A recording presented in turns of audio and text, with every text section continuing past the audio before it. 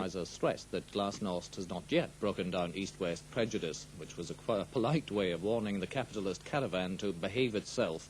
Moscow's souvenir industry certainly benefited from the exercise. Whether it achieved its aim of increasing mutual understanding is another question. The gigs have been a bit strange, playing at the old ice rink with the refrigeration and all that, but the food's been pretty disgusting. It was terrible. Rat meat, little bits of meat about that size. Horrible. That's not going to be your main impression of Russia, though, is it? I'll tell you what, we've actually been too busy to actually see anything, really. This is like the first time we've actually been out in the square and seen the Kremlin and that, but it's been too hectic to actually see a lot of stuff.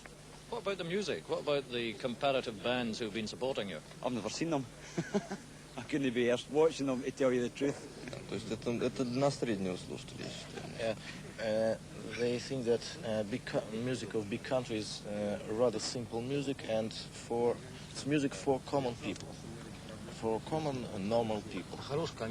It's a good commercial band. How popular is this group in the Soviet Union? Group, you mean? Big country. Not popular at all.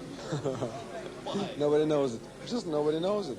It's a very good group, but everybody thought when I was trying to promote this group in this country, everybody thought that it's the country music, because big country is too much country, you know, and country music is not very popular in Soviet Union. That's why we decided to put one very popular Moscow group with them to the concert.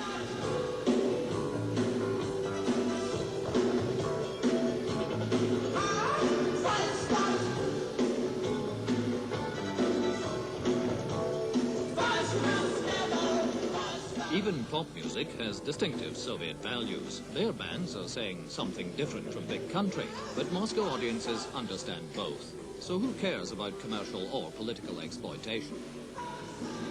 I don't think working in the music business you ever can avoid it completely. I think it would be a very overly naive attitude to take. I think we are very open and very straightforward about our work, however, and feel that lets us rest our own consciences as easy as possible. We know from within the group that our motives for doing it were as pure as could be, and that's what lets us sleep easy at night. Does this mean that big country will now sell more records in the Soviet Union? Our records are not available in the Soviet Union at all unless through bootleg tapes, so it's done purely as a gesture of friendship and warmth, and hopefully what it means is that it'll open things up not only for other bands to come in here and play out with the state organisation, but for Soviet bands to come and play in Western Europe as well. There are few innocents abroad in the pop business. The concert may have been for charity. The spin-off keeps the band in the public eye. So look away, hide your eyes from the land where I let go. Look away from the land. And the press pack? Well, prejudices about lank-haired, shabby people with dead eyes shambling round the streets of Moscow were confirmed.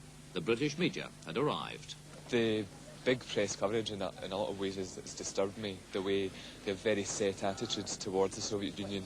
I think the band are trying to break down those attitudes and improve relations between the East and West. But a lot of the press, particularly from North America, still seem to have very set ideas. Give us